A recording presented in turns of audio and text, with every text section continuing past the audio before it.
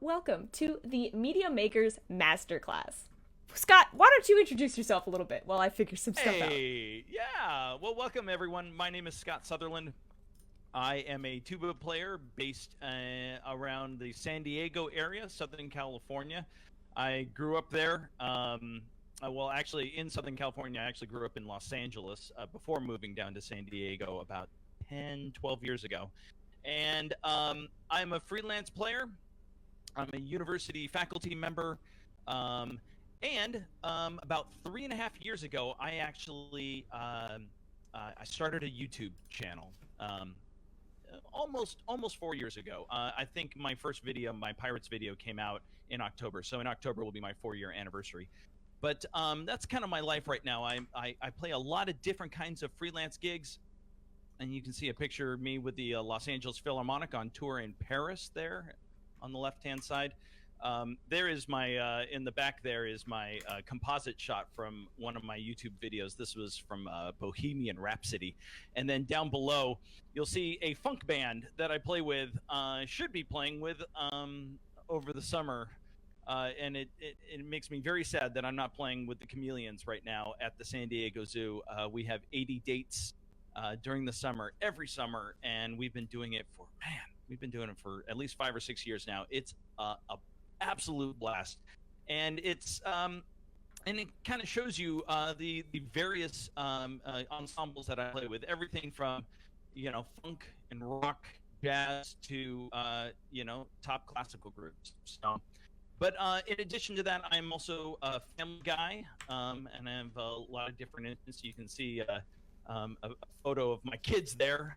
When we went to the Weird Al Yankovic, I got the privilege of playing in his orchestra for the San Diego show, and then my family was in there. It was a lot of fun. There's us in the Millennium Falcon there at Disneyland, and then at that bottom, I also play a little piano.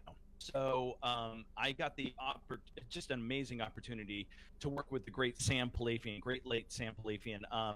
It was a recording session for a brass quintet that I founded called Presidio Brass almost 15 years ago. And we were doing a recording session. I was working on some blues patterns, and Sam, who was our producer, walked up and he's like, "Hey, can I play your tuba?" I'm like, yeah. And we just started jamming. I think we went for close to an hour. And we were just, sometimes we'd call out tunes, and sometimes tunes would just kind of come up. It was absolutely amazing. So that's kind of my life in composite right there. So Abby, what about you? Hi! I'll talk a little bit about myself now. So, my name is Abby Lannan.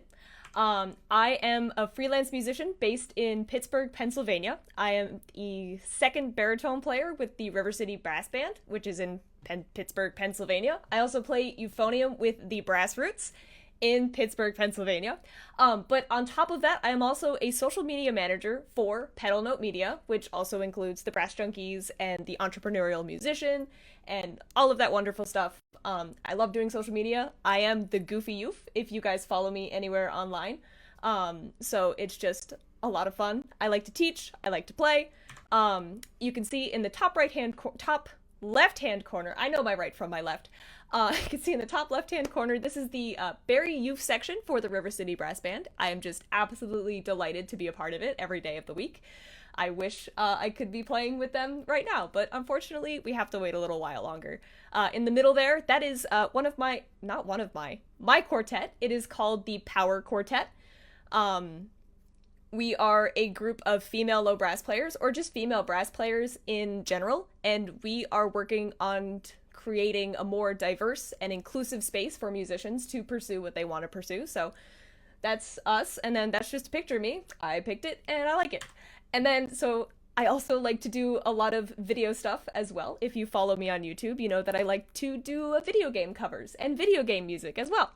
So in the very top picture, that is, I think, not the most recent, but one of the most recent ones from a Zelda cover that I did that was a lot of fun. I figured out how to put 4 of me in a video, and then I did that like 6 different times in 6 different videos, and it was a ton of fun.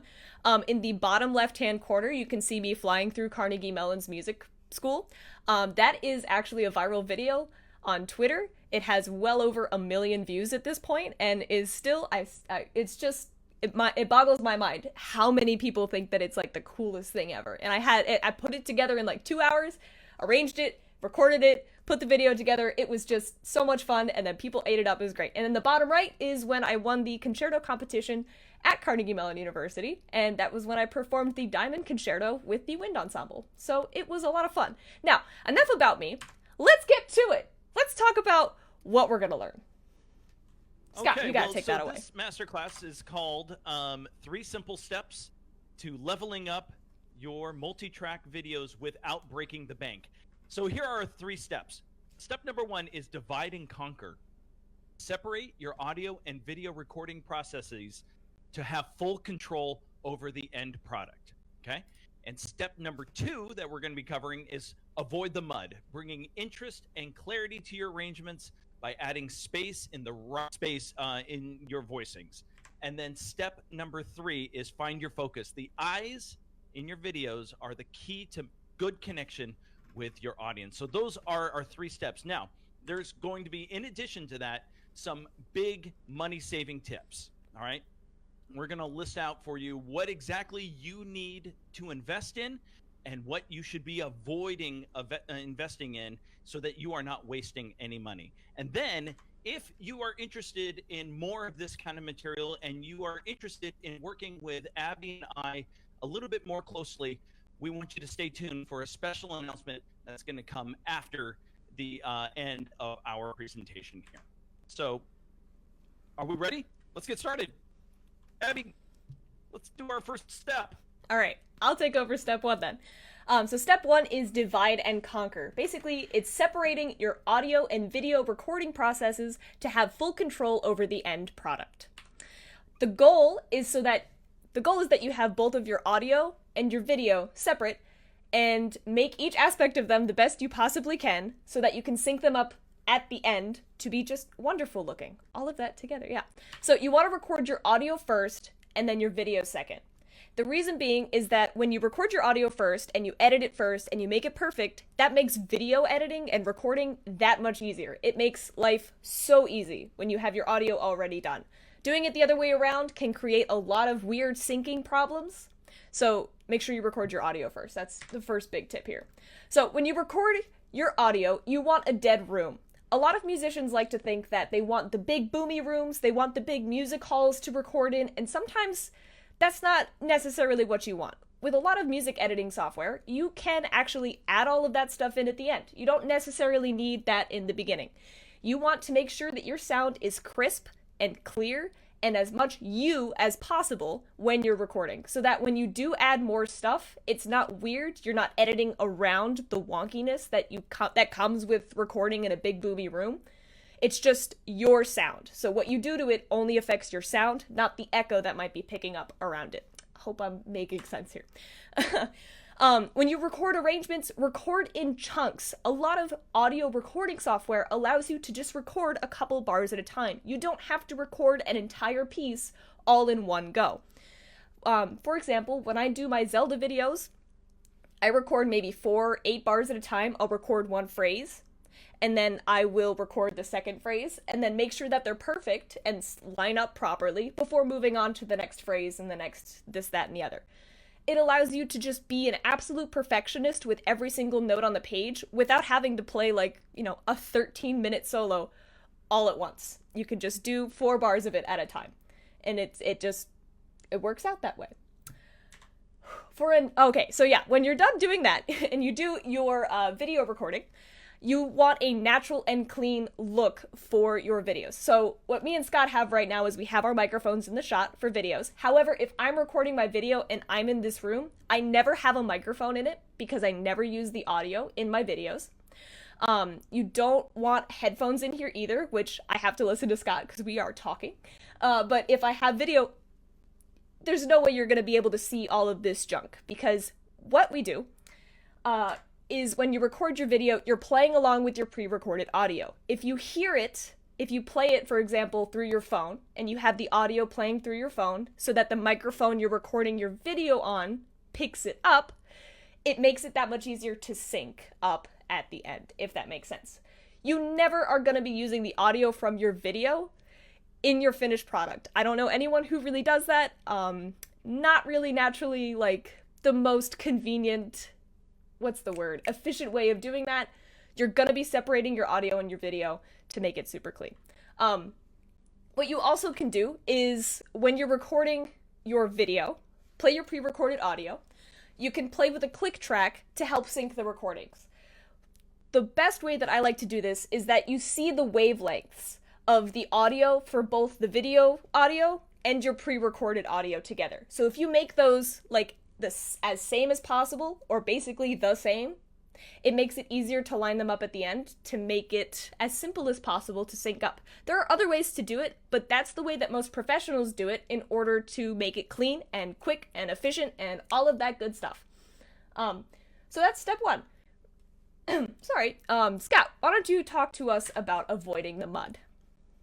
All right, so avoiding the mud, this is step two, bringing interest and clarity to your arrangements by adding the right space to your voicings. Voicings is just how you're stacking all of these parts up, okay? When you're writing, just talking about writing arrangements, if you have multiple instruments, you're going to be stacking these notes. And depending on how you stack them, you can either have a very clear sound, or you can have a lot of dense and a lack of clarity, okay? So what you want to do is you want to create a space around your melody and your counter melodies so they shine.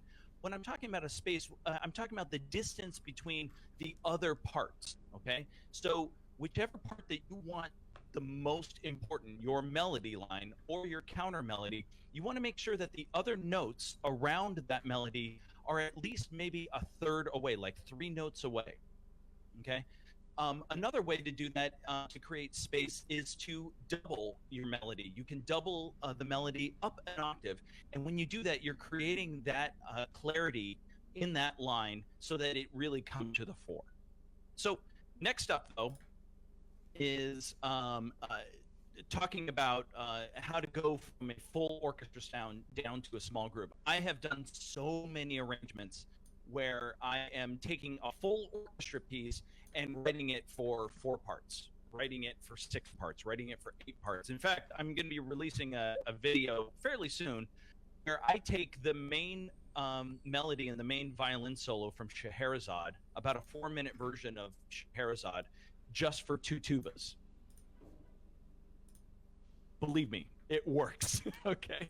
So, but whenever I am taking a very large ensemble and scaling it down to just 4 parts, 6 parts, 8 parts, whatever it is, 12 parts even, it would be very easy to overwrite, to try to have every single part playing all at the same time, or trying to have every part have a different note. And so the way to kind of avoid this, and that would immediately turn into a very muddy sound, very dense sound. You want to make sure that you are starting with just your main line, or just a counter melody, or your bass line. You want to start small. You want to think like chamber music. You want to think quartet. You want to think like a duet, okay? What is going to maximize the sound between those 2 lines, all right? We don't want to underestimate the value of rest. If you ever play your arrangements, I realize we're talking about multi-track recording, but if you want to, you should have these arrangements available to be played live.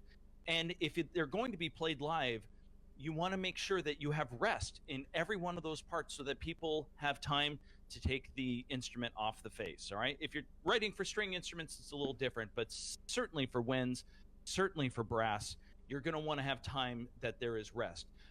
But the value of like picking and choosing times of rest means that you're kind of forced to pick moments where there's going to be a full ensemble, your climax moments. Where are you going to have the most impact?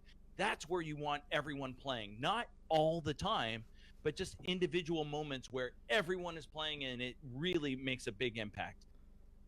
And really at the end, this is about making the arrangement interesting to your audience. Having everyone, all 6 parts playing all at the same time, there's no variance in the texture. If you want some interest in your arrangements, you want to make sure you're having 1 line at a time, or 2 lines or 3 lines, and then every once in a while getting that full ensemble sound by having everyone play and picking those moments.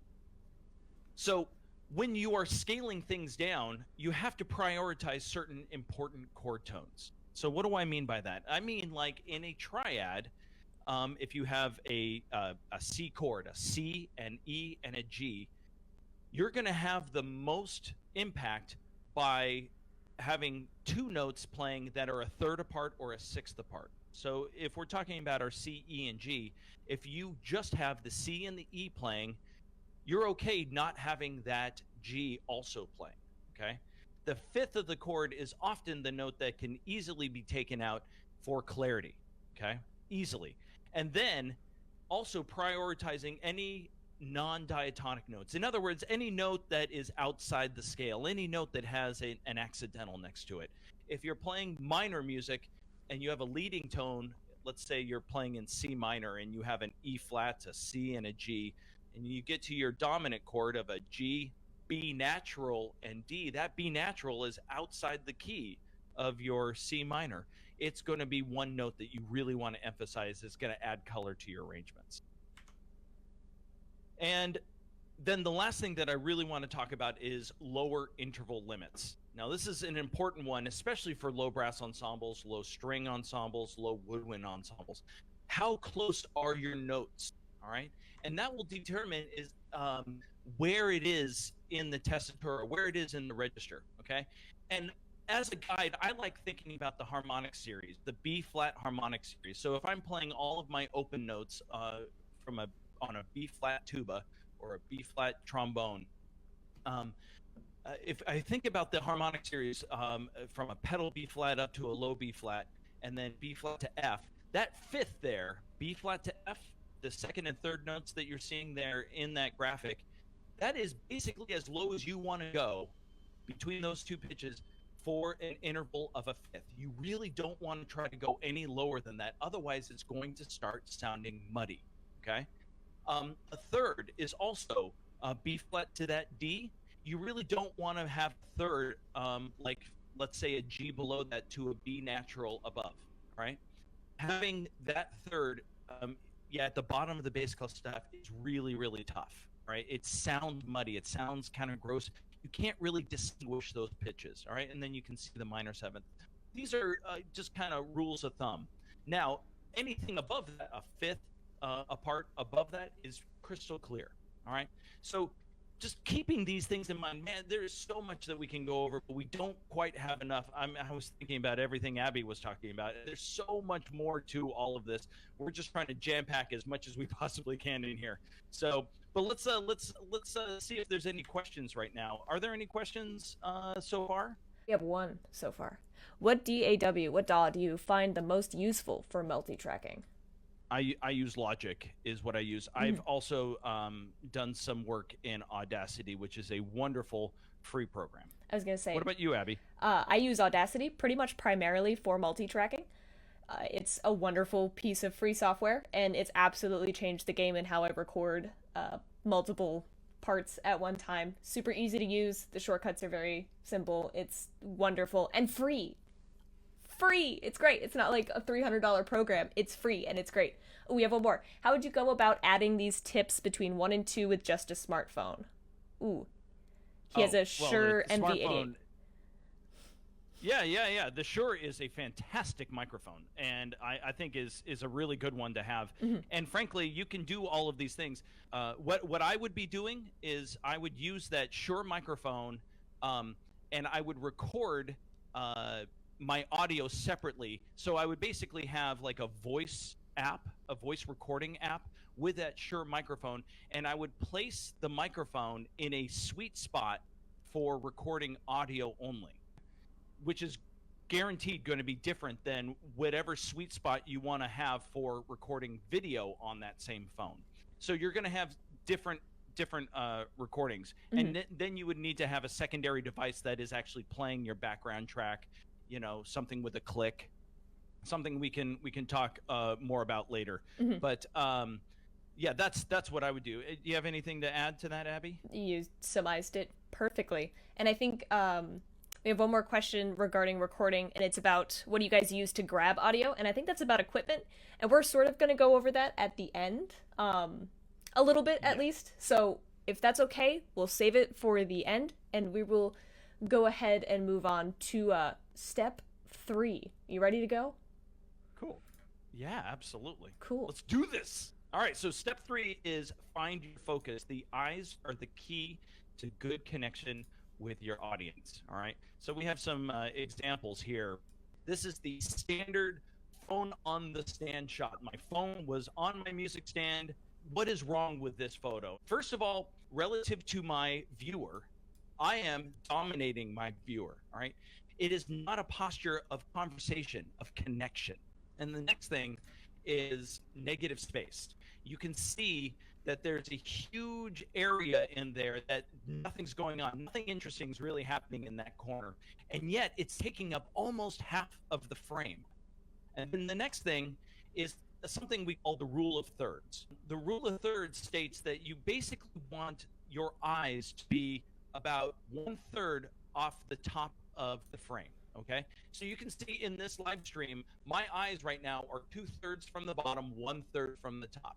And then the last thing, it's some harsh overhead lighting. It's just not flattering lighting. Okay, so what can we do to help this situation? Here's the next photo, where you can see that the subject is taking up most of the frame. Me and my tuba are actually taking up most of that picture. Okay, you don't see a lot of negative space. My eyes are on level with the viewer. I'm actually looking a little bit below, and ideally you are actually making contact with your audience, if possible, if you have this memorized. That can go a little overboard. It can get a little creepy looking if you're just staring at people. It needs to look natural, but as much as the eyes can be aligned with your camera, probably the better. The rule of thirds applies here. My eyes are about 1/3 of the way from the top. Plus, there is a good amount of headroom between the top of the frame and the top of my head. And then, this is an important note. The subject and the background are lit separately. Okay, I have a light source coming at me, and I have a light source that is just pointing out to the background. Okay, and I can explain exactly what that light source actually is. All right, in the next frame there. Okay, so I did not spend hardly any money. In fact, all of my money basically was poured into my iPhone that I used to take that shot. Okay, it looks pretty good. I had a music stand with a $10 flexi leg tripod holding my phone. It's flexi, and stick it weird places. And then I have a homemade softbox. A softbox is a lighting fixture used for photography. And basically all I did was I took an old lighting fixture and stripped it down so it didn't have like a lampshade or anything. It just had where the light bulb sits in there, the electrical part. And I taped it in a position standing straight up. I got a light bulb from Home Depot.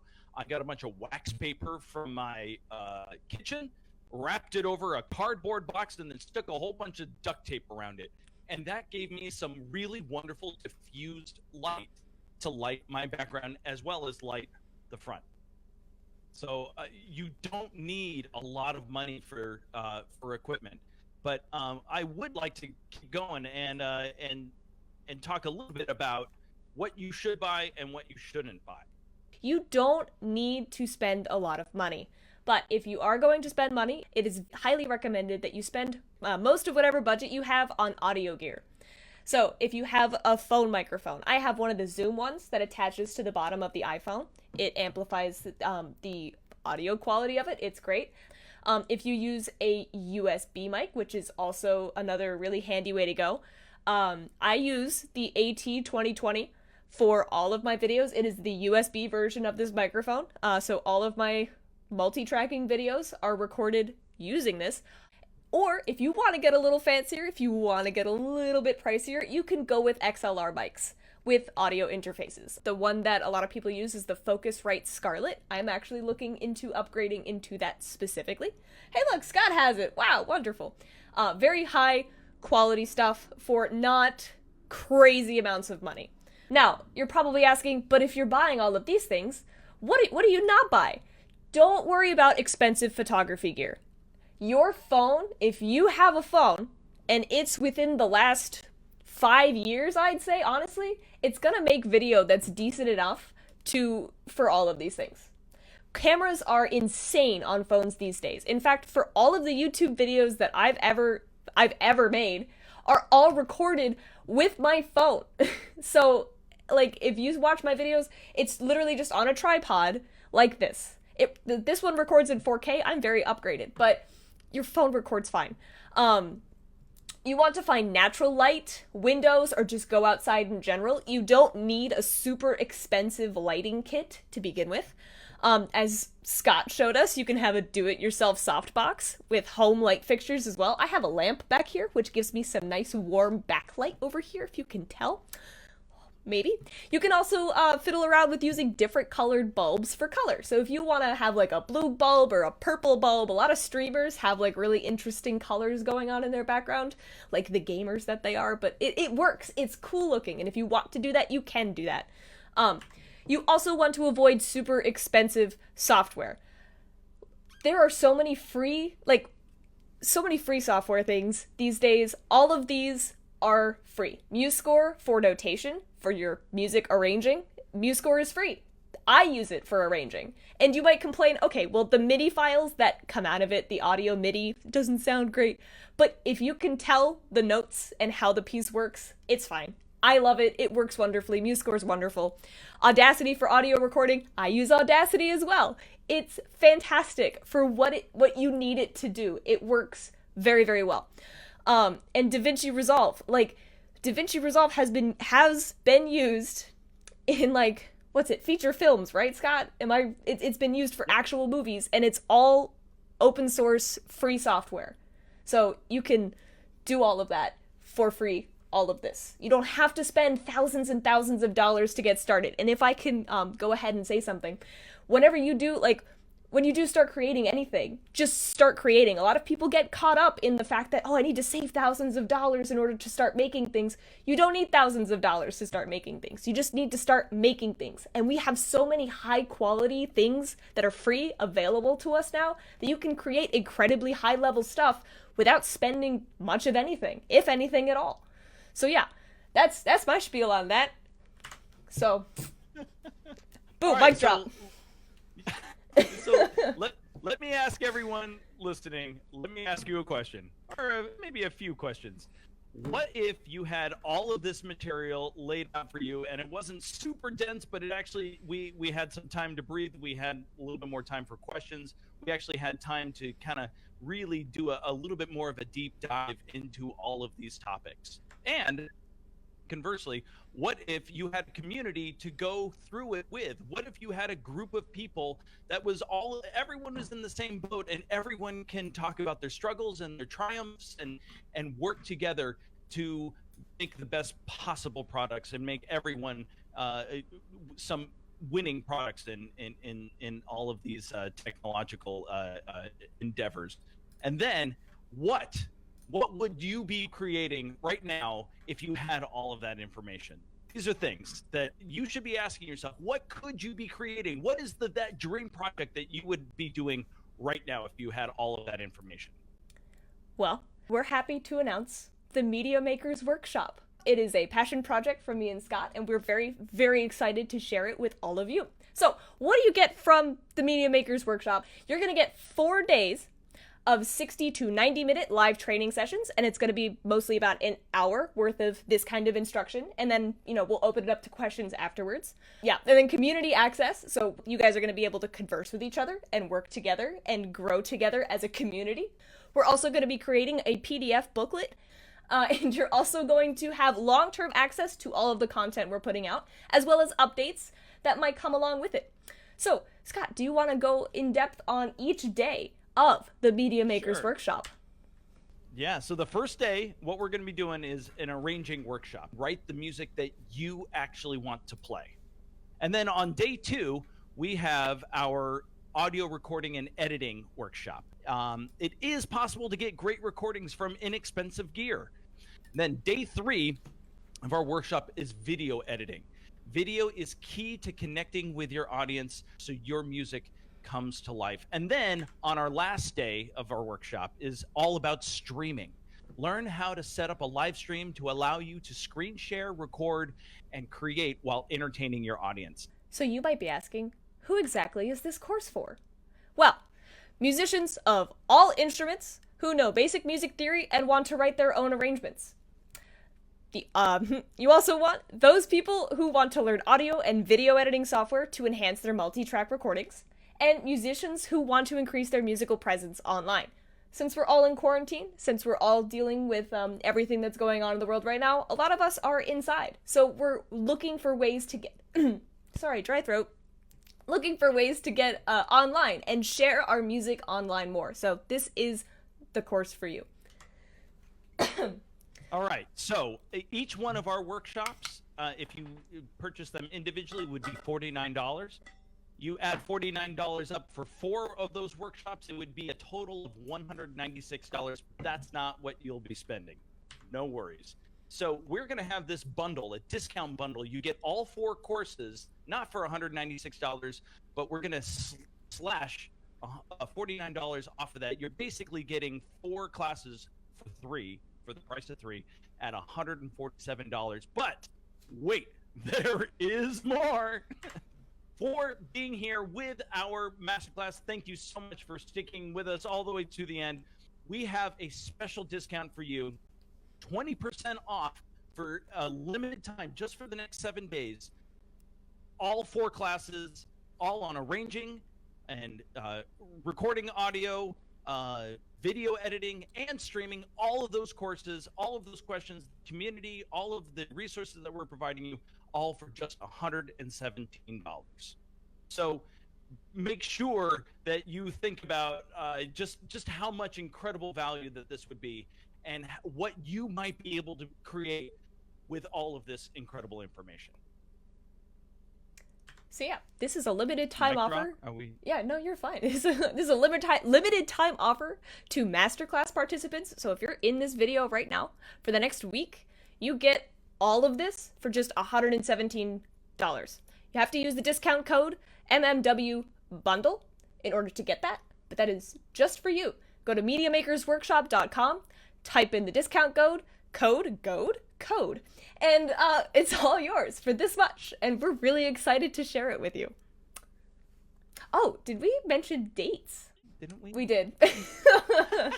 All right. It's August 3rd, 5th, and then August 10th and 12th. Okay, these are Mondays and Wednesdays. The first Monday and Wednesday, and the second Monday and Wednesday in August. But again, if you can't do it during that time, if you can't make it, we're going to be at noon Pacific time, 3 p.m. Eastern time, each of those days, to do it live so that we can have that community and we can have that interaction. But if you can't make it for one of those times, offline access, long-term offline access is yours. Right now, guess what? It's live. Just go to MediaMakersWorkshop.com, sign up today with your discount code, and remember that discount code is MMW, Media Makers Workshop, MMW Bundle. Okay? Yes. That is going to get you that extra $30 off, that extra 20%, so that you have that incredibly low price of $117 for all 4 days, all of that access, all of the community, all of those extra PDFs, those tricks and tips. It's quite the deal, and we look forward to seeing you there. I'm so excited. I've been sitting on all this information for so long. Too many times, I don't know about you, Abby, but I get people asking me questions, and I think to myself, I need about 10 hours, or at least 3 hours to explain all of these things, Yes. So, but I'm feeling pretty good. Abby, how are you feeling about this? I feel great. I feel fantastic. It's been great. Oh, you too. You did a fantastic job.